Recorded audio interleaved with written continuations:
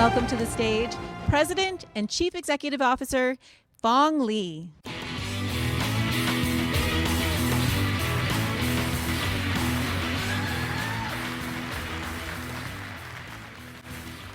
Good morning, everyone. I am fired up. I got up at 4 a.m. this morning, which is an hour earlier than I usually do. It was like the day before Christmas and you just can't sleep. You're so worked up and excited and ready to roll. That's how I felt this morning. I went to the gym and I worked out. There's one other person in there. I was like, yes. This is a big day. This is a big day for us. This is a big day for our customers. Thank you for being here. For our partners, for our potential customers, for our employees, for our shareholders, for our analysts, for Bitcoin enthusiasts, for data enthusiasts, this is big. This is big. We revealed this year the rebranding of MicroStrategy into Strategy. And I think the timing was perfect. By the way, I went by the swag store yesterday. Someone told me somebody spent $700 at our swag store. I got the shoes, which you can't get anymore. I got the tie, which you can still get. I got some socks on. I got the pin. I have it all. I am all strategied up. This company was founded 36 years ago as MicroStrategy. It went public 27 years ago. This is our 5th annual Bitcoin for Corporations. The first 2 were virtual, if you remember. The next 2 and this one are in person. And this is our first ever Strategy World. And it represents a new day, a new brand, and a new era, and a simplification of who we are. And so I want to talk today first and celebrate a little bit about our growth. We have done some amazing things over the last 36 years, over the last 5 years, and over the last year. And those who are shareholders know this chart. Some of you may not know how much success we've seen in 5 years. We have outperformed every S&P 500 company in the world. If you compare us and our returns since what we call the Bitcoin standard era, which is August 10th, 2020. And it hasn't really been that close. Like, these are video game numbers, 3,090% appreciation in our stock. And, it's great. I love it. Personally satisfying, professionally satisfying. But the number of people who came up to me yesterday and said, hey, you have released me financially. You've helped me pay for my kids' college. You've helped me retire. It's just wonderful. It just feels so good. And by the way, the performance is even more extraordinary when you compare us with the rest of the world. Anyone here heard of a company called NVIDIA? They're awesome. They're in the middle of the AI transformation, which we'll talk about. We outperformed them by more than 3x in the last 5 years. 3 times. And we're the most interesting company. This is the part that people don't always think about with us. We have transformed the capital markets. We've transformed digital markets. Right? We are, with our trading volume as a percentage of market cap, the second most in all of the S&P 500. And if you look at our options interest, the open interest on put and call options, by far the most as a percentage of market cap compared to the S&P 500. This is where it gets really interesting. Let's compare us to the technology universe. We're a technology company, right? Strategy versus every other technology company on an ARR basis over the last 5 years has outperformed a lot of our peers and a lot of our competitors. And I know you're all sitting here, a large part of this audience are our software customers, our BI customers. Like, that performance is great, and I'm so happy I bought some strategy shares in the last 5 years. But what does it do for our software business? That's what I'm going to try to bridge today and share you why this performance, this extraordinary performance, is important. Right? A lot of these folks here, right, on this chart, are our partners. Amazon, Google, Microsoft are hyperscalers, right? The next one, Apple, is a big partner of ours, and we started partnering with Apple when they released iOS and the iPhone and the iPad. We were the first ever enterprise application released on the iPad. But for those 4 companies, we have the largest balance sheet in the technology world. We have $50 billion of extremely liquid, accretive, appreciating Bitcoin on our balance sheet. And what does that do for us as a software company? It's a war chest. Allows us to invest, allows us to grow, more so than some of our competitors in this space. Salesforce, SAP, IBM, and others. $50 billion. Remember, 5 years ago, we started this journey with $500 million. We've increased our balance sheet 1,000 times. Think of anything you've done more. 1,000 times in 5 years, 1,000 times in 10 years. And what this really represents, and what we're talking about today, is the digital transformation of our company. We digitally transformed our balance sheet. We digitally transformed our capital markets. We digitally transformed the capital markets. We digitally transformed investor relations. Right? Like a lot of you here are investors. Last week, on Thursday, we had our Q1 earnings call. We had 150,000 people show up to our earnings call. Mike's mentioned this before. I remember 2015, we had 40 people show up to our earnings call, and 10 of those were employees. We've increased the interest in the company 5,000x. Even more than we've increased the balance sheet, and even more than we've increased our share price. We have digitally transformed how companies interact with shareholders, with yourselves. Thank you to the True North folks for putting on a great event yesterday.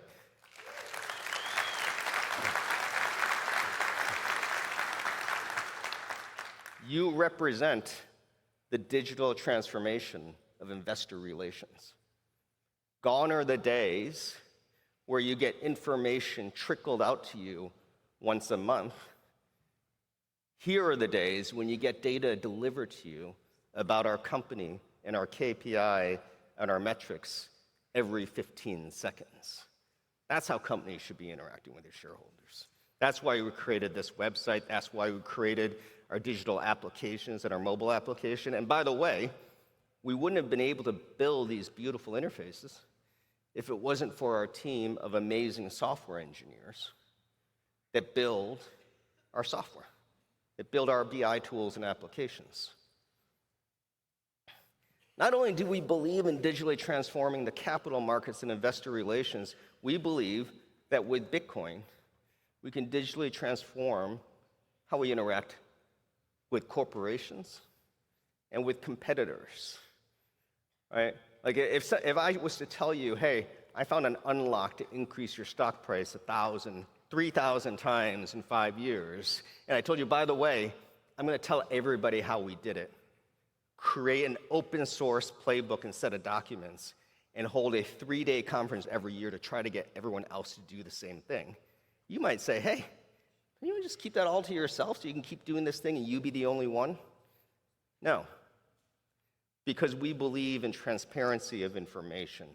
We believe in digitally transforming data and information and providing it transparently to everybody. That was the core of how MicroStrategy was founded. That's the core strategy as a company. And that's why we run Bitcoin for Corporations. Because we think the more the merrier. Let's share, let's have some fun. Speaking of fun, this is Otto and this is Maxi.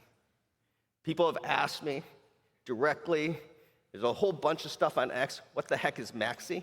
Maxi is not a skunk. Maxi is not a raccoon. I can see where you're going with that. Maxi is not a bear representing the bear market. Those who know Bitcoin, Maxi is a honey badger. Maxi is a honey badger. And if you don't know what a honey badger is, I will excuse that. A honey badger is the most fierce, competitive, fighting force in the animal kingdom.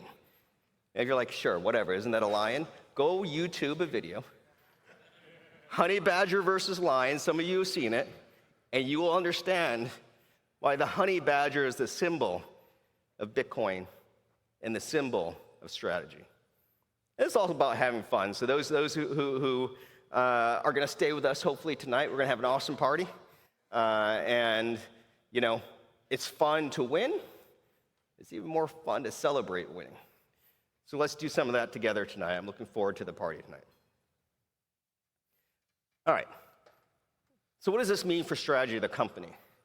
For many of you, you're getting to interact with our 250 or 300 employees here. We have 1,500 employees around the world. We've got 4,000 customers around the world. We have millions of users of strategy around the world. Number one, it helps us hire and retain great people. You think after hearing that speech from me, people don't want to come work for the best company in the world? I hope you all get a chance to meet some of our employees. We have some that have been here 25 years. We have some who have been with us 10 years, 15, 10, whatever the number is. They're awesome. I can go out there and hire anybody I want in the universe to come work for the best performing company in the universe. And not only that, when we get them, they stay. Last year, we tracked this metric called voluntary turnover. Our voluntary turnover in the company was the lowest it's ever been in my 10-year history being here. It also allows us to focus on bold innovation. And that's what we're going to talk about a lot today, this morning, is how are we innovating as a company, right? No longer do I have to focus on what happens tomorrow, the next week, the next month, our quarterly earnings, although they're still quite important, even the next year. We get to make the bets that are going to make this company better, that are going to make life better for our shareholders. They're going to make life better for the world and civilization because we've decided to move our balance sheet to Bitcoin. We'll also attract some of the greatest partners in the world. All right. You probably saw the list of the folks who are sponsors and partners of strategy at Strategy World. It's bigger than it's ever been before. Everybody wants to be part of a winning team. All right. I want to thank AWS, Cantor Fitzgerald, who's sponsoring our party tonight, and Jay Wood Capital Advisors for being our titanium sponsors of World. Thank you to those guys.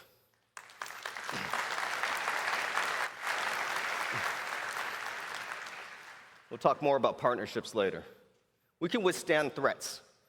In a world that is increasingly changing faster and faster through technology, through geopolitical challenges, through economic challenges, we withstand the threats.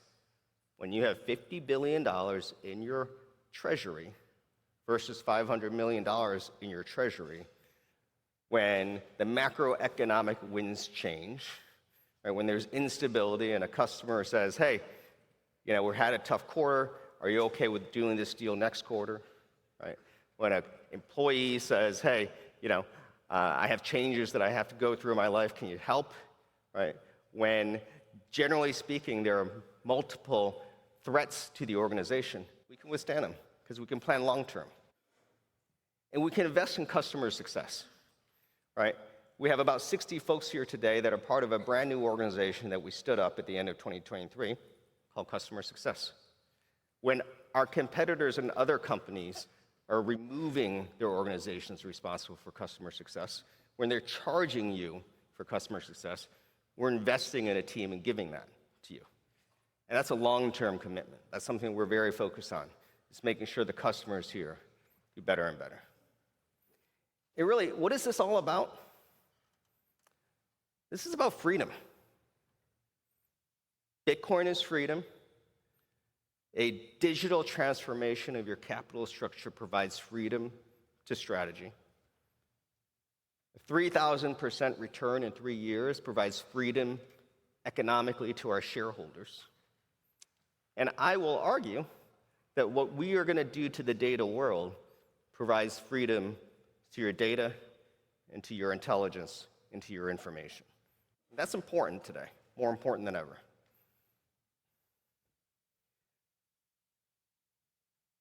"36 years ago when we were founded on a singular vision, intelligence everywhere. And the company has toiled through good times and bad times trying to make this vision a reality. I think today, in 2025, strategy with our digital transformation with our capital structure, with $50 billion worth of Bitcoin, with the advent of generative AI and the technology waves of change that that is creating, we are closer than ever to finally realizing this vision. And so, who better to talk about the vision of the company that he established 36 years ago, and to talk about how that's going to change the world of Bitcoin, of capital, of data, of information, than our very own founder and executive chairman, Michael Saylor.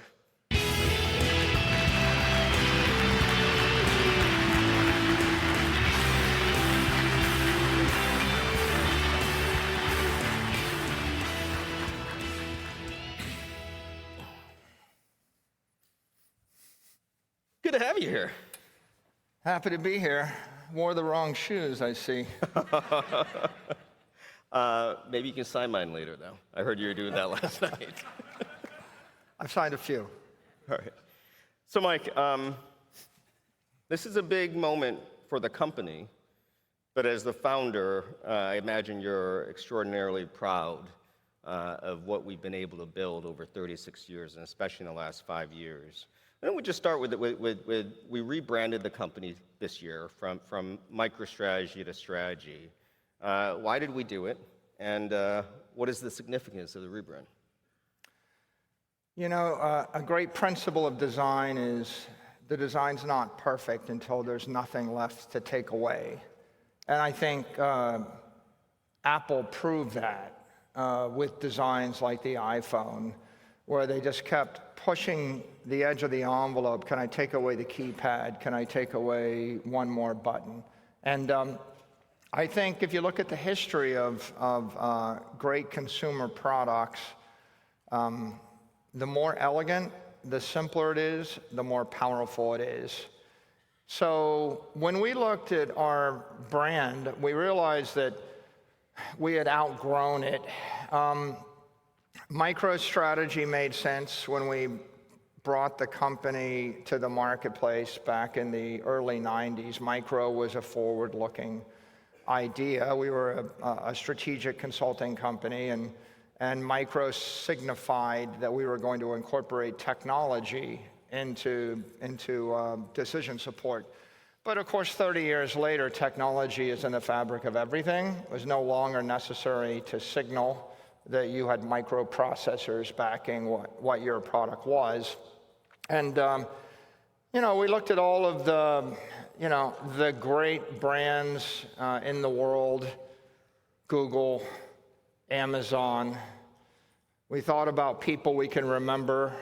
Eventually, we remember them by their first name or their one name.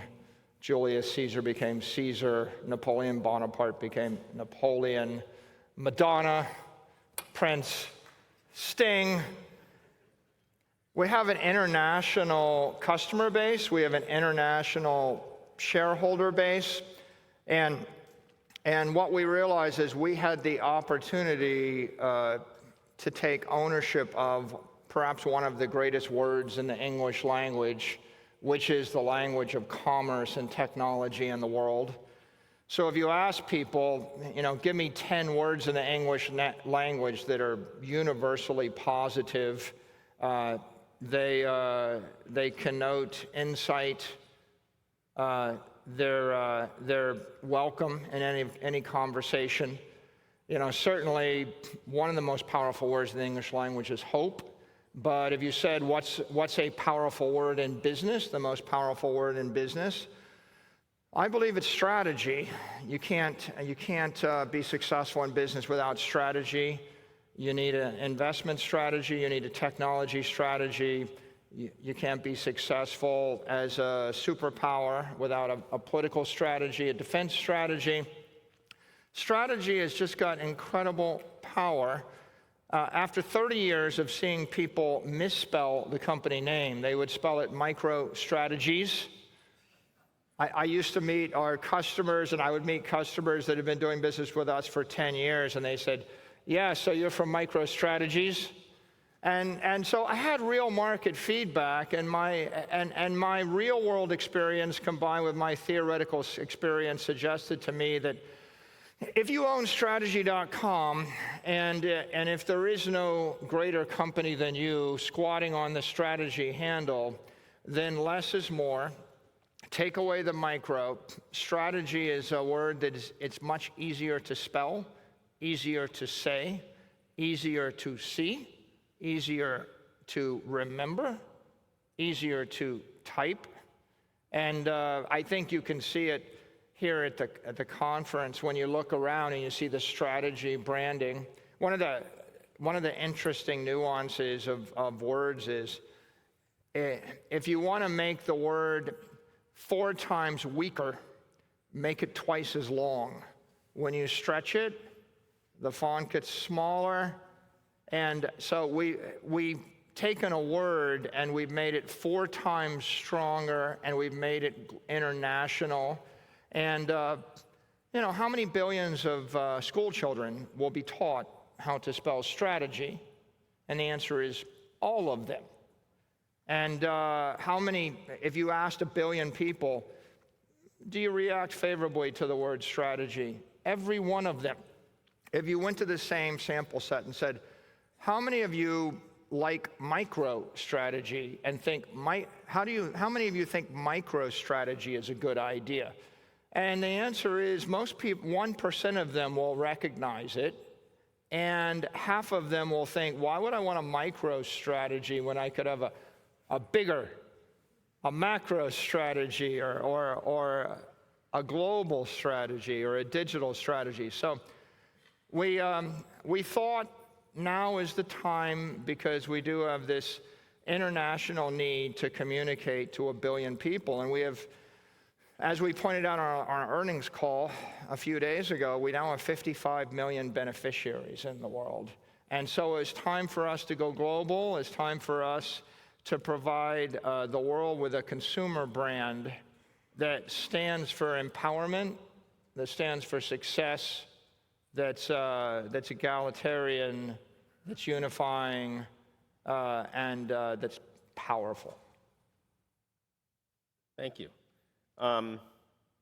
We went through this exercise last year of coming up with the core values of the company.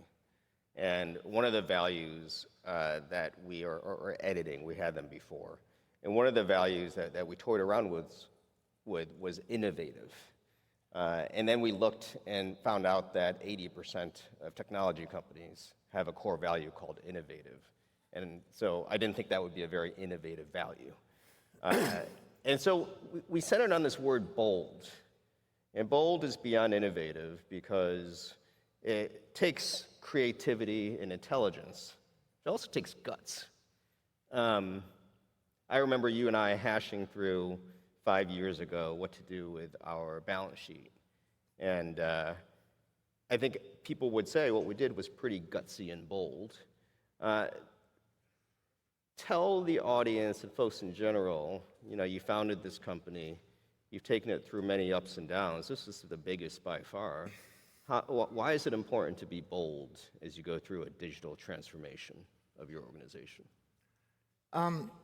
Consensus thinking won't result in success in a world of 400 million competitive companies. If you walk down the street and you ask 100 people, do you think I should do this? And most of them agree with you, then there's no way for you to break free of that competitive dilemma. So, the idea that we should sell products and take the dollar, or the idea that we should speak English, or the idea that we should work in offices, or the idea that we should use a computer, these are all great strategies when everybody else disagrees with you, when you're the first. But at some point, if you find yourself stuck in a competitive dilemma, when you can't break free, then you have to do something that's bold. And that means doing something that if you walk down the street and ask 100 people, do they think you should do it? If 95 of them said no, then probably it's a getting to be popular, bold decision. If 99 of them said no, then it might work for you. It might just work. And the example of that is you invest in Amazon when everybody thinks Amazon is a stupid idea going bankrupt, and that's when you'll make 30x your money. And in the summer of 2020, every single person in the world agreed that Amazon was critical to the civilization and you should buy Amazon stock. Nobody made any money. It's the worst performing, right, of the Magnificent Seven. So you have to do something which is bold, and you have to think from first principles. Like bold starts with a B. Look at our logo, and where do you see the B? When we shrunk our brand to strategy, we created space in our brand for a bold innovation, the bold innovation on your lapel pin. If you think about the 10 most popular symbols in the world, think about the most popular iconic symbols in the world. I dare you to think through 10 and list them. I think most people would say the dollar. They might say the cross, right? They might say, they might say the Islamic crescent. And that B. I don't know where we sit in the top 10, but I'm quite sure that we catapulted ourselves into having a corporate logo that is one of the 10 most recognizable symbols on Earth. And with 8 billion people competing for recognition, that's no mean feat. Our decision with Bitcoin was driven out of experience. We had 30 years of business experience. It was driven out of realization, right? We embrace reality, and after you tried, there's this phrase, this joke about, Winston Churchill said it about Americans. He said, Americans, they'll do the right thing after they've tried everything else. And we had tried everything else.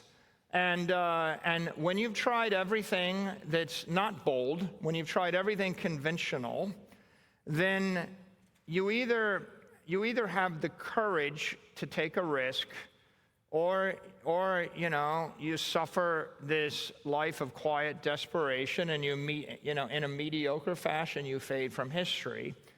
And we decided that we were going to not fade from history in a mediocre fashion. We had to take a risk, and that risk was to recapitalize the company on an asset which, on paper, from first principles, looks better. It looks like a big tech monopoly. It looks like digital gold. If it's digital gold, it's 100 times better than gold. If it's the next unrecognized digital monopoly, it's going to grow by 10 to 30. Right? Find something everybody needs, nobody can stop, and few people understand, right? Where most people just don't agree with you. And when it's a non-consensus thing from first principles, there is an opportunity. And we've seen these things throughout the history of business. We were inspired and we were catalyzed by our history and by the events of 2020. And I think the results speak for themselves. Well, thank you for that. And you also did all of us a service. I think you explained to a lot of our partners, our banking partners, our legal partners, our technology partners, why we constantly ask you to come along for a ride and do the impossible. And when you give us ideas that everyone else has done, we say no. Do something that no one else has done. And I think it's a great concept for capital markets, for corporations, but we'll talk about why it's an important concept for data too. One of the lesser known things that have happened over the last 5 years with strategy is how we've used AI, and Gen AI specifically, to come up with our strategy. And I sometimes tell people that you're one of the biggest power users of Gen AI, and that our digital transformation, our capital transformation was AI driven. And people are a little surprised to hear that. Share with the group exactly the story of how you used AI and how the companies used it to transform our capital structure. You know, when the first chat programs came out, they were cute, and then they started getting smart. And when the first image generators came out, they were cute, and then they started getting smart, and then they started getting better. And I was drawn into the world because I wanted to be able to communicate messages. So first we would generate images, and eventually I found that computer-generated portraits of myself are actually better looking than I am. No. But humble brag.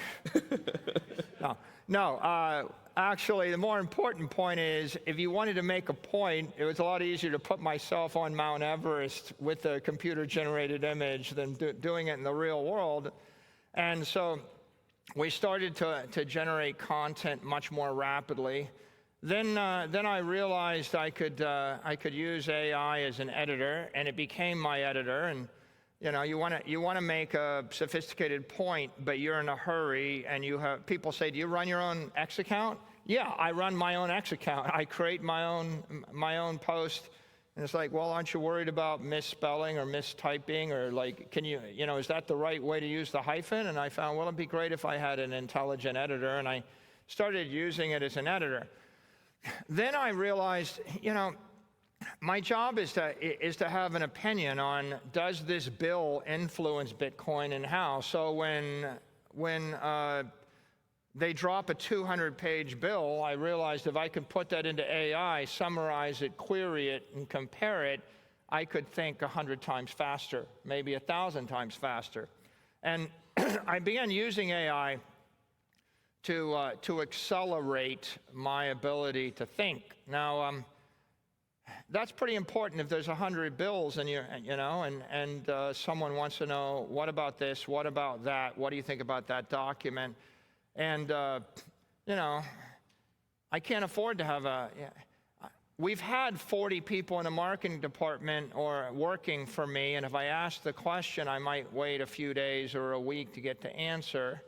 But I don't have a week or a few days. I have sometimes 2 minutes. If you want to be relevant, sometimes if Elon Musk posts something, you have 60 seconds. The world requires that you be smarter, faster, stronger. So I started using it in that way, and then not a long time ago came along deep research, and that was a big aha moment, because first I used an order of magnitude more computing power, and then I used 2 orders of magnitude more computing power. And then I started asking questions via deep research. Well, how would you design this security, or is this possible? I have a question which would require 5 lawyers and 3 financiers to answer, and it would take them 2 weeks to answer. And I would put this chat in deep research mode, and I would grind it, and it would grind through 50 sources and work for 15 minutes and come back. And it doesn't necessarily give me the answer that I can immediately act on, but it gives me somewhere between 80 and 95% of what I need. And then I take that to the finance department. I take that to the legal department. So a lot of our innovative capital markets activity, things like Strife, things like Strike, we had to fight through all sorts of complicated legal issues, complicated financial issues. We did a convertible preferred stock. It had never been done before. We listed it on NASDAQ. It had never been done before. We attached a shelf registration to it. It had never been done before. We made it a perpetual dividend, good for 1,000 years. It had never been done before. We created a perpetual call option. It had never been done before. We put a shelf registration on it. Never been done before. Now, when you go to 25 professionals with 30 years experience, say, I want to do 20 things that have never been done before, and I want to do them in a hurry. I need an answer in the next 48 hours, right? That creates a very stressful situation. And what I found with AI is the AI doesn't have a lot of ego. I can ask it a question. I can tell it that's not right. I can tell it that's stupid. I can disagree. I can work through my issues. And then after I've gone through 20 iterations, which would have ground human beings into a pulp, I can then take the 95% answer to the finance team and the legal team and the bankers and the market and say, I think this is plausible. And I don't just share the result, I share the link. I say, go into the chat, I've uploaded 27 documents. I've actually had to grind through case law of every public company that's ever done this before. I've analyzed the finance. I think it's more likely than not this will work. And at that point, when you've taken the process to 95%, you can then get to a result and build consensus. And half of AI is about consensus and doing it in a cheerful, constructive way, right? When I'm yelling, I prefer to yell at the AI, right? I really want to do this. No, you can't. Well, what if I do this? No, well, and eventually you get to a point where maybe you can move forward. And I can say, with a high degree of confidence, right? A lot of the things we've done in the capital markets, we just couldn't have done that. Those two preferred stocks, Strife and Strife, are the first AI-designed securities that I know of, certainly in our industry. So I've been inspired by it, and I think we're just scratching the surface. The next step will be to go from deep research, which is where by the way, I went from the $20 a month, you get a few of these things, to the $200 a month subscription where you get unlimited, to the we're cutting you off because even unlimited, we think you're burning our silicon. I think we're going to go from deep research to agents where I just say, hey, you work for me, scan everything in the Twitter sphere today about knowing what I think and tell me what I should say, and I'll tell you what I'm going to do it. And then scan the capital markets. I tend to ask questions like, look at every single publicly traded company and give me the open interest divided by their market cap and the liquidity and the trend of the liquidity, and then tell me where we stand. Click. Okay. Yeah, and the next step will be, well, why don't you just do that every day? And then, so what I think I've learned is we're going to consume exponentially more silicon and exponentially more electricity and digital power because that's the way you break through to the new idea and the new market. And you just can't go the 20th century way. You can't even do things the way we did it 3-4 years ago. In the words of Magnus Carlsen, it's too weak, it's too slow. You have to be faster and stronger and smarter. I get the extraordinary pleasure of being on the receiving end of Saturday morning messages from Mike, look at my AI chat, and it tends to be like 4 pages long, and I read it at 4 in the morning while I'm working out. And you're quite constructive and cheerful in those chats with the AI, which is a little different than sometimes, but I feel like it's made you a nicer, more cheerful, constructive person in general. And so I think there are other civilization-level benefits of AI. It's going to cause people to be nicer to each other. What are some of the other big things you think AI will do to the world? I think it's, if we think about classic economics, the economy was about land, labor, and capital, and you use those 3 components to create prosperity. And I think we're living in this digital transformation where digital land or digital property, digital labor, digital capital, And it's, you know, it's pretty clear that the agents in cyberspace are going to work 1 billion times harder or 1 billion times faster for us all. It's pretty clear that those bots will be put into robots, and the cars are going to drive themselves. And sometime in our lifetime, we'll have talking, walking, useful robots. And so the robots are coming to the real world. The agents are coming to the cyber world. You're going to see an explosion of digital labor. I think we'll need less physical property, and we'll need less physical labor. There'll be a dramatic decrease in the physical labor component in the economy. And of course, if the robots and the agents are doing a lot of work, they don't need as much real estate. They don't need as much physical property. What they do need, digital property, intellectual property, right? So the access to proprietary data. Turns out that ask the AI a question, you know, give me the 30-day call rate, you know, selling call options at the money. And it's really good at calculating it, but it gets shut down if it's scraping a website. It needs a clean data feed. And so I'm either hyper intelligent or I'm stupid as can be. It'll give me the absolute wrong answer if it has to scrape a website, but it'll give me a perfect answer when I give it clean data. So digital property in the form of data feeds, you know, what is the vector trajectory of every iPhone in the world right now? If you give that to the AI, you get some interesting results. What is the status, the open interest of every public company everywhere in the world right now? You'll get interesting insights. So I think the companies that have digital properties, right? It's not so much the Bessemer process for creating steel. It's not a static, you know-how. The AI figures out how to do things statically pretty well. What it doesn't do is it doesn't figure out, you know, how do I extract real-time proprietary data feeds? And so I think that the value of data, which you know all of our customers have, the value of proprietary data, is going to explode. And you got to think about, you know, can I license my data to someone else so that they can plug it into an AI so they can change their product?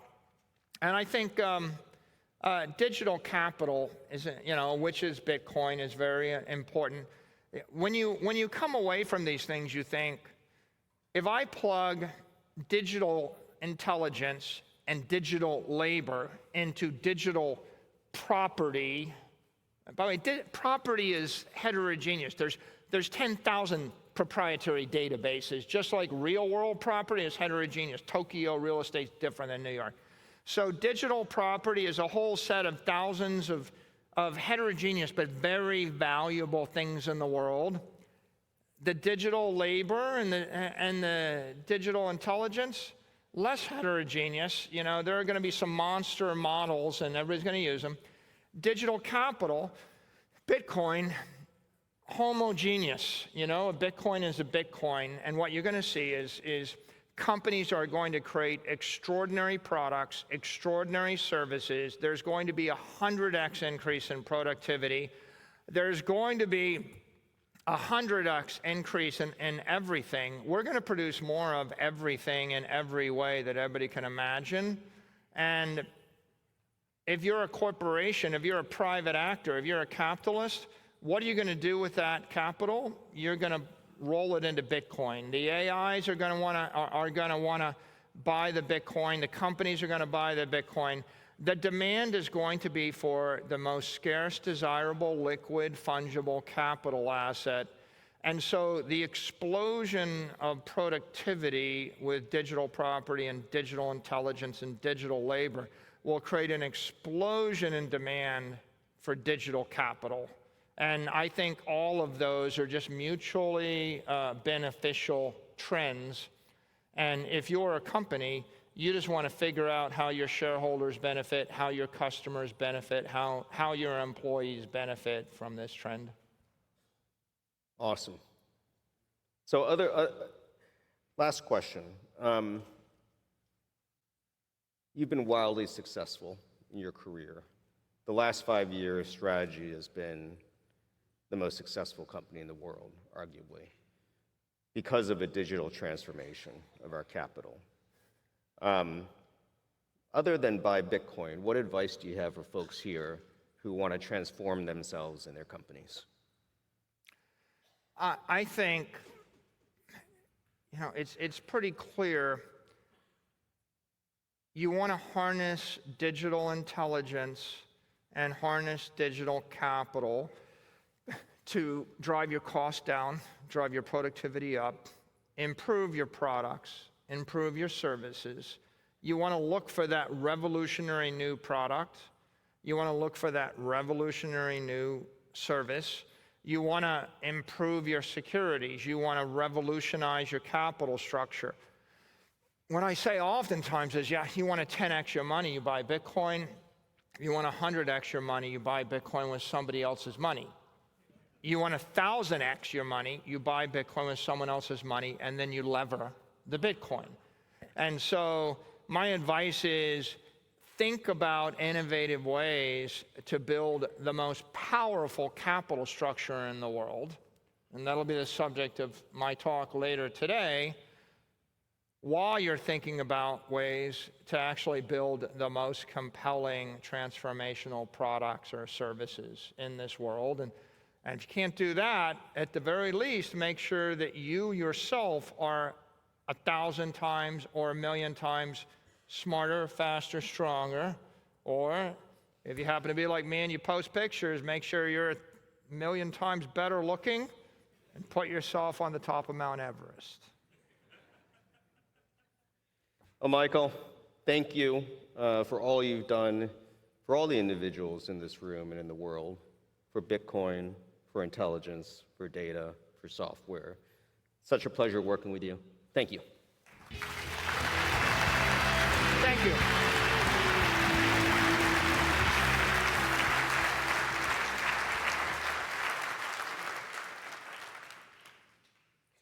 That was fun.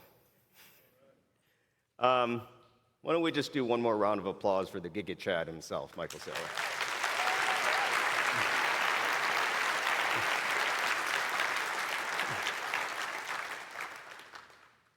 So you're all wondering where this is going, aren't you? Let's talk about how do we digitally transform our data and how we will enable you all to take the lessons of what our company has done, what AI provides, to digitally transform your organizations. Okay? I want to tell you 3 stories first. I'll start with, and these are stories about, I'll call it 3 different revolutions. I'll start with the consumer revolution. Prior to World War I, if you wanted to buy an apple, you might go to the grocery store down the street. If you want to buy a cake, you might go to the baker around the corner. Place your cake order, take you a couple days. And if you wanted to buy a shirt, nice shirt, you might go talk to your tailor, a block down the street, and say, hey, make me a shirt. And you get it in about a week, maybe 2 weeks, depending on where you are in your shirt pecking order with your tailor. And everybody's happy. So that's a pretty good process. World War II came along, and post-World War II in the US came the era of the consumer revolution. With the consumer revolution came the advent of grocery stores, supermarkets, hypermarkets, and automobiles, suburban living, and you could go hop in your car and you could go to one store that had 4 or 5 different apples to choose from. You could have an entire bakery section and you could get cakes without having to order them. And you'd have a clothing section where you could have 5 shirts, 10 pants, cool sneakers, and selection broadened. And it was great. And what made that happen was not because the farmers and the bakers and the tailors got better. What made that happen was the rise of a supply chain, an industrial supply chain, right? So then from the farmer would go to a wholesaler, it would go to a warehouse, to a delivery company who would bring the goods to the supermarket, and everybody was happy. Great consumer choice, so much more was available. Perfect. Except for the maker, the farmer, the baker, the tailor. They didn't get more money. In fact, they got less. And as you got into the 1950s, they went from 90 cents on the dollar for that apple, went to the farmer, to 50 cents on the dollar on that apple going to the farmer. But you were happy, you're the consumer, you got more apples. You're pretty happy, you got to go one place. And then what happened after that was the technology transformation of the consumer revolution.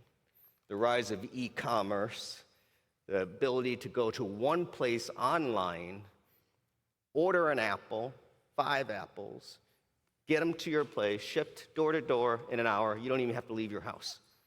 And man, if you wanted a cake, you wanted a Hostess Twinkie, you could get that thing too. Right to your doorstep, whenever you want. You pay a little bit for delivery. And you want a shirt? Now you have 1 million shirts to choose from, as many as you could want. Beautiful. Consumers are happy. Sure, maybe the apple took a month to get from its farmer to your destination. In the winter months, it takes even longer than that, right? Sure, maybe that Hostess Twinkie has been filled with preservatives, so it could be sitting on the shelf for a year or 2 years, and by the time you eat it, it doesn't at all resemble the cake. And sure, that shirt you got, maybe it was shipped from another country, and then you can wear it for a year, you launder it a couple of times, starts to fall apart. But we're all happy. We're in a better place, aren't we? That's the consumer revolution. Now I'll tell the story about the financial revolution. Many of you here know this story really well, and I'm going to pick at the words I use and say, you didn't say that exactly right. And many of you here are getting new information and exposed to this story. Let's go back to pre-World War I. You went into that grocer, the baker, or the tailor. You paid with dollar bills, with coins, and you were happy. Sure, you had a purse or a wallet, or if you were buying something bigger, you had a suitcase full of bills, but you're happy, worked pretty well. And never did you really think to yourself, what's behind this? Because you knew behind that, most currencies around the world were backed by gold. The US government, Argentinian government, Turkish government, all of them, one-for-one gold backing to that. And never did you really think about inflation, because the global production of gold outside of gold rushes is 2 or 3%. So never did you think, that apple is going to go from costing 5 cents to 10 cents to 50 cents, because it didn't really ever happen. What ended up happening after that, as you all know, is as the US got off the dollar standard, or the US dollar got off the gold standard, the US became the world reserve currency, the dollar became the world reserve currency. Then it went from 2% inflation to 7% inflation over the course of the last 100 years. And as you sit here today, you do think about what's backing that dollar. You do think about the fact that things cost twice as much from one year to the next. Even more interesting, and additionally, as the consumer revolution occurred, came the rise of credit. You didn't really want to have to carry the coins and the dollar. You want to show off and go tell the bartender or the grocer, hey, put it on my tab. That was fun. Put it on my tab. And so they had tabs with you. You had tabs with hundreds of vendors. And away rose the credit card industry. Diners Club, American Express, Visa, MasterCard, a lot of our customers. It was a great thing. Now you could buy more than you had money for, but it was an immediate transaction. And what happened on the back of that? The middleman, somebody in there, takes 3.5%. You get some points. You're all happy as a consumer. The credit card is there. And as long as you pay off the credit card every month, it costs nothing to you, essentially. It's awesome, right? In addition, to pay off those credit cards, you keep your money now with the bank. Right? Put your money in a bank. You don't even ever have to worry about dollar bills and coins or anything like that. You put your money in the bank. They hold your money. They pay off your credit card every single month. You're happy. Sure, the bank takes that money and gets 10% on it. They give you back 0.5%, but you don't care about that. You've got the friction-free world of the consumer revolution and the digital revolution. Someone else has your money. Someone else takes care of your transactions. You can be oblivious. Of course, you know what really happens. We're all living it. Inflation happens. Somebody has your money. Somebody might be able to seize your money. In the worst case, somebody takes 13% off your money, and you're oblivious and you're okay with that. And of course, you all know where this is going. Bitcoin solves that problem. Bitcoin solves the problem of inflation. And Bitcoin solves the problem of how money flows across the financial system, across the world, because it's fully decentralized. That's my second story. Many of you know that story. Third story is the data revolution. I love these pictures. They're AI generated, but you get the idea, so don't pick on is that really a real computer or not, because it's not. I lived in this time. This is the 1980s, right? Remember, every home had a computer, and eventually every employee at every company had a computer. And what did those computers do? They generated data and information abundant. All your financial information went into an ERP system. Your supply chain information went into that ERP system. Your CRM system created customer data, marketing data. Your HR system had employee data, payroll data. Information abound as an asset of your organizations, and you needed to be able to access that data. And so what did you do? You bought middleware systems, ETL, extraction, transformation, and loading systems, data warehouses.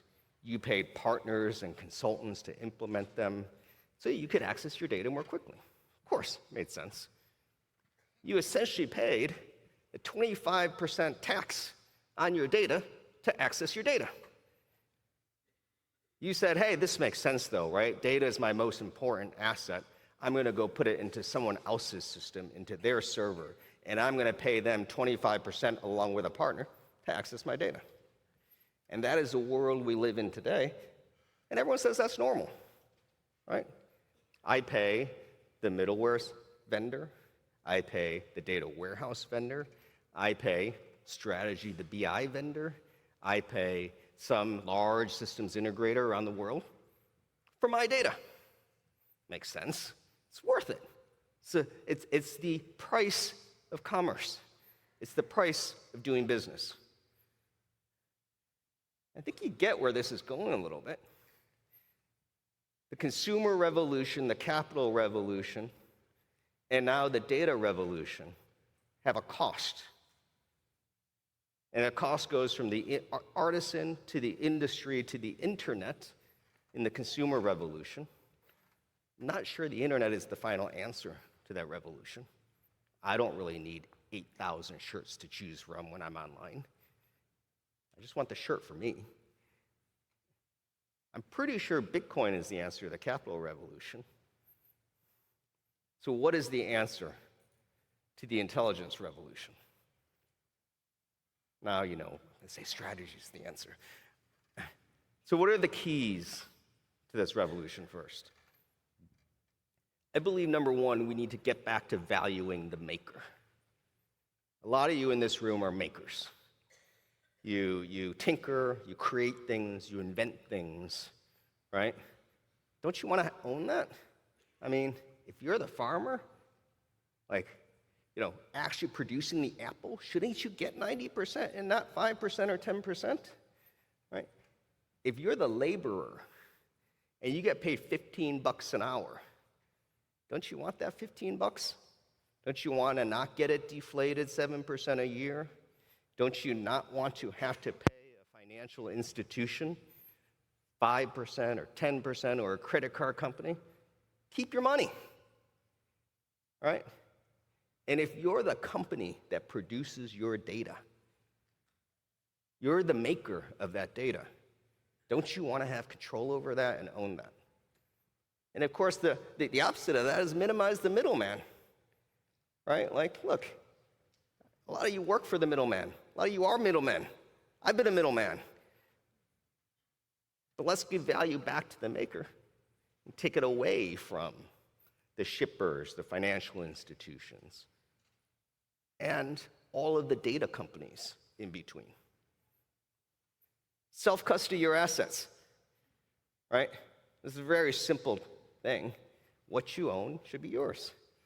You've got money, you've got Bitcoin, self-custody it. It doesn't really mean literally self-custody, which I'll get into a big debate on with our Bitcoin. Right? You can pay a custodian a small amount, but you got to own that. You got to know that that's your Bitcoin, not theirs. Right? Your data, you could pay a cloud hyperscaler because they'll more efficiently house your data or transact your data. Make sure it's your data. Don't give them the rights to then go train an AI with your data. And if you want them to do so, as Mike said, sell your data. In fact, that's a great way to make money. But own your data. Maximize the speed. You know, just because a Twinkie shows up at your front door doesn't mean it hasn't been on a shelf for a year. You want, when that thing gets out of the oven, to get into your mouth as fast as possible. Right? Same with your data. You guys deal with this, right? Like, oh, I'm going through this 2-year data warehouse implementation project to put my data warehouse in the cloud. I'm going to pay somebody $20 million so I can give immediate access to my users to their data. There's a little irony in that. How many of you here are BI people who are like, yeah, I'm so ready to do this, but I'm waiting for my digital transformation of my data, and I'm spending 2-3 years on it. And this last one is personalize the experience. Right, what's nice about e-commerce, and it's getting there, is it recommends things to me when I want them. I like that. Right? TikTok is the ultimate example. It uses AI to surface to me exactly in an uncanny way the video I didn't know what I wanted to see. I didn't know I wanted to see. I didn't know I wanted to watch. I didn't even know I cared about honey badgers and lions. And it just shows up right then and there. And then you see 18 other honey badger videos. Why shouldn't it work that way with your data?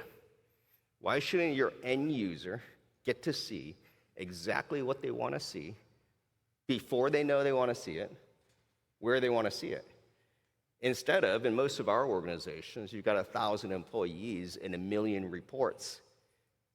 And they're just trying to figure out what to look at. And so ultimately, what do? They do nothing. So how do we solve this problem? Of course, the answer is Gen AI. First of all, Gen AI makes this problem harder. If you want to build a Gen AI agent that makes decisions based on reliable, secure, scalable data, right, that is just in time, that's real time, that's hard. That's what all of your CEOs and boards and CFOs are asking you to do. I want you to automate the company using Gen AI, and I don't want you to tell me it's going to take 2 years because my data is not in good shape. I want you to get me this immediately, done tomorrow. And you're like, oh, shit, how am I going to do that? Not only does it do that, Gen AI creates more data in your organization than you've ever had before. So you happily go to your hyperscalers and to your cloud providers and you say to them, my data is going to explode 10x. What's going to happen? They're like, well, you'll just have to pay me 10x more. More data, more information, not getting to the place where it wants to go. The good thing is, not often in life does something create the problem and something provides the solution. Gen AI does provide the solution. What else can you have that processes faster than you ever had before, in memory, and gets you the information, personalized, exactly how you want it, right? Gen AI provides the solution to the consumer revolution, to the financial revolution, and now the data revolution. And this gets really exciting, right? We have, and you've heard Mike talk about it, internalized Gen AI into the company. You've seen it with our capital markets decisions. Many of you as customers see it with how much faster we're providing technology in a more efficient way. Our entire engineering team, and I would like to think our entire organization, thinks Gen AI first, how to do things faster. But ultimately, what it's going to do, and what we're going to do, is provide a product that solves all these problems, gives you real-time access to your data, gets rid of the middleman, and allows you to fully personalize a suggestion to every single problem you've ever had in your enterprise and your organization. And so I want to introduce the first ever within strategy Gen AI created product to solve a Gen AI problem with a Gen AI solution. And that product's called Mosaic. And this is going to change the data world. Not just analytics, not just BI, not just data warehousing, all of the data world. You're going to hear Saurabh talk more about this tomorrow, so I'm going to leave it at that. But the digital revolution that this company has been through, the balance sheet, the awesome employees, allow us to create a product that is going to change the data world. And it's going to solve these issues that are the key to the data revolution. You, as the maker of your data, get to keep your data. You, as the maker of your data, don't need to go through a middleman to move your data, to store your data, to access your data. It'll all happen immediately in memory. You don't have to give your data to anybody. You own it. You can sell it if you want. You don't have to transfer your assets. It'll be real time, seconds, and it's going to be a fully personalized experience. Think your end users, data consumers in your organization will be able to get the answer to any question. Your agents will be able to be automated based on your data without waiting 2 years, without waiting 2 months. Maybe it's about 2 days to put the pieces in place. And that's what we're going to do. We are going to own and win the data revolution. That's what strategy is going to do. Let me talk about some customers and how they've started to pave the way for this. Some of you have probably never heard of Diageo, but I would guess 90% of you, maybe more, will partake in Diageo if you didn't last night, tonight. Diageo is the brand behind Johnny Walker, Bullet Bourbon. Anyone here a tequila person? Don Julio? I'm a tequila person. Captain's Morgan, Guinness, and they're a customer of strategy. They're a $20 billion global company. And what they did last year with us is they moved strategy to the cloud. And by doing this, they increased performance to their end user 25%. People who are consuming data in their organization using strategy in the cloud, you're able to get access to information 25% faster. And as a result, the end user, the consumer, was happier. Your NPS scores of their users of data in their organization went up 3x. They also decommissioned outdated systems. They decided to value the maker, minimize the middleman, personalize the end user experience using strategy. So for that reason, I want to congratulate Diageo. We've got some folks here in the room from Diageo for winning our Customer Experience Award for 2025.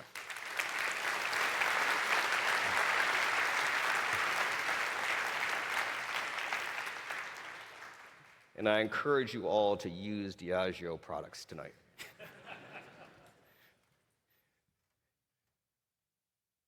Next company I want to talk about is Cisco. Many of you who are watching us online, I almost guarantee, have a Cisco product in between me talking and your experience, and it's immediate. Cisco is a $50 billion worldwide company. They were one of the most important companies in the 90s, in the internet era, and they still are today. And they're also one of the top 3 companies to work for in the world, according to Fortune. 10 years ago, they had a data problem. In their finance organization, it took 5 days to operationally close their books, which meant that in a 90-day quarter, for an entire 5-day period, they were flying blind. They didn't know what was happening in the company operationally. They were not able to provide their finance and their operational organizations access to their own data. 10 years ago, they implemented strategy, MicroStrategy at that point, and they cut that from 5 days, B-Day 5, Business Day 5, to Business Day 1. An 80% improvement in their close process, giving people access to their data faster and more accurate and more reliable. 10 years later, they're going through another major transformation, and that's the AI transformation. They're providing users that information via reports, via queries. Now they're going to provide their folks that information via generative AI. They're working with us on that, and it's incredible to see the results. People in finance can just ask a data question and get the data answer immediately, and know that the data is reliable. It's coming from a governed source, a scalable source. And they've also integrated that experience into their chat, WebEx, of course. So you can go into WebEx and you can not even talk to a person, just ask a question, get access to the data. They have maximized speed to data. And for that reason, I want to congratulate Cisco for winning Strategy's 2025 Innovation Award.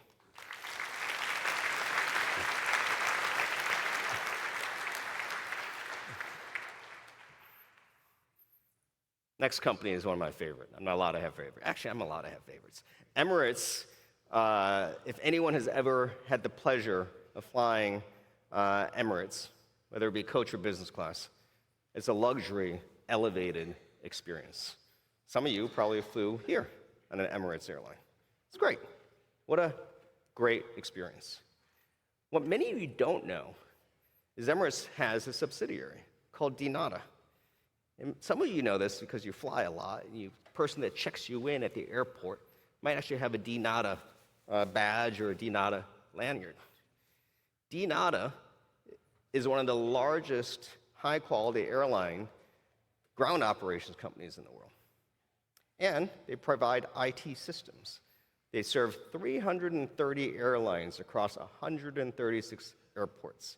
And I love this number. They serve 337 meals a day.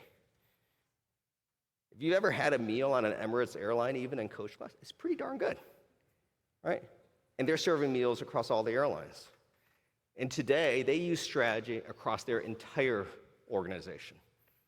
Maintenance, in-flight personalized experiences. Their pilots do a pre-flight check on a mobile application that's powered by strategy. So you can feel good, by the way, if you love the company, that your pilots are using strategy to make sure that their flight is safe. Dynamic pricing using strategy. And what they're going to do is they're going to implement Mosaic because they believe to better personalize the experience, to better self-custody their data, and to better move the data without a middleman across the organization to get even better. And so for that, I want to congratulate Emirates for winning 2025's Strategy Global Business Impact Award.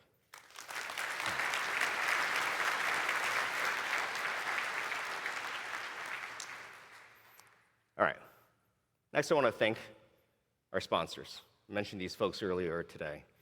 Some great partners. Mike talked about the digital transformation of our capital structure and talking to folks and them all saying no, no, no, no, no. Some of these folks are the ones that said no, and then we flipped them to yes. But they have really helped us innovate in the technology space and in the capital space. So thank you to the titanium sponsors, AWS, Cantor, and J. Wood Capital Advisors. Thank you to our platinum sponsors, Active Cyber, Barclays Benchmark, and Power BI, Google Cloud, Morgan Stanley, TD, XBTO, and 66 Degrees. Thank them all.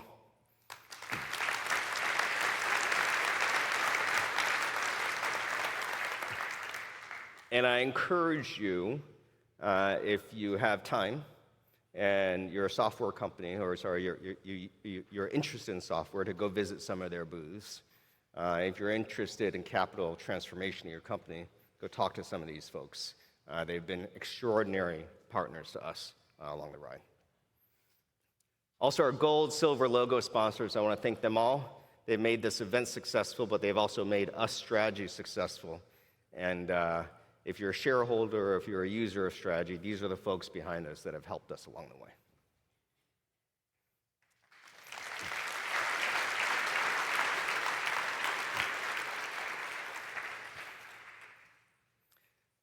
So I want to end with a few thoughts.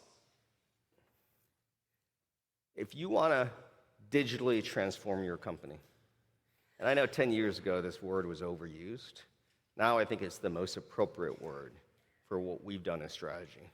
We've digitally transformed our capital structure. If you want to do the same, we have the playbook. You want to digitally transform your technology organization or your data.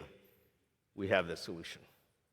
But, as you heard what Mike said, to digitally transform, you have to be bold.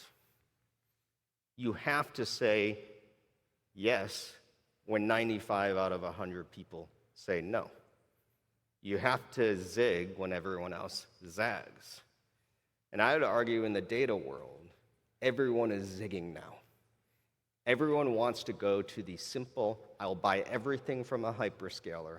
I will do the same thing as all of my competition is doing with my data. I'm putting it into a hyperscaler cloud. I'm using the hyperscaler data warehouse solution. I'm using the hyperscaler BI solution. I am doing what all of the AI bots will do. That's not going to work. I think we all agree data is your most important asset. Be bold. When we tell you, do something no one else is doing, you should do it. That's why you're here in this room. You're here to get some new ideas. I go to these conferences, you pick up 2 or 3 nuggets. When everyone tells you to do something, that's when you know it's not the right thing to do.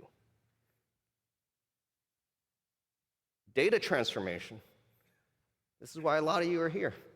By the way, even if you're a Bitcoiner, you've got personal data, you've got data in your company, you have data in your 401k, you've got data in your investments portfolio, right? Here are the 5 principles. Value the maker. Don't forget, you're the maker of your data. You're the farmer of the apple. You're the laborer of your Bitcoin and your dollars. It's your data. It's no one else's. So get rid of the middleman.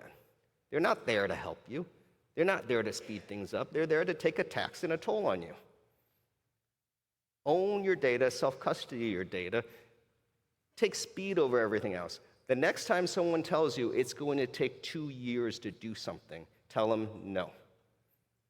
The next time some SI comes and says, I'm going to charge you $20 million in a year and a half to put in a system to give you access to your data, tell them, no, it's my data. I'm not going to do that. And personalize the experience for the end user. Free yourself. Free yourself from the middleman. Free yourself from paying the tax and the toll. You've done it. Many of you have seen us do it. We've freed ourselves with Bitcoin. Mosaic will help free you too. This is about freedom. It's a big word, but that's what we're talking about. That's what we're doing. That's what strategy cares about. Freedom with your money, freedom with your Apple, and freedom with your data. So thank you very much, everyone. I appreciate your time today.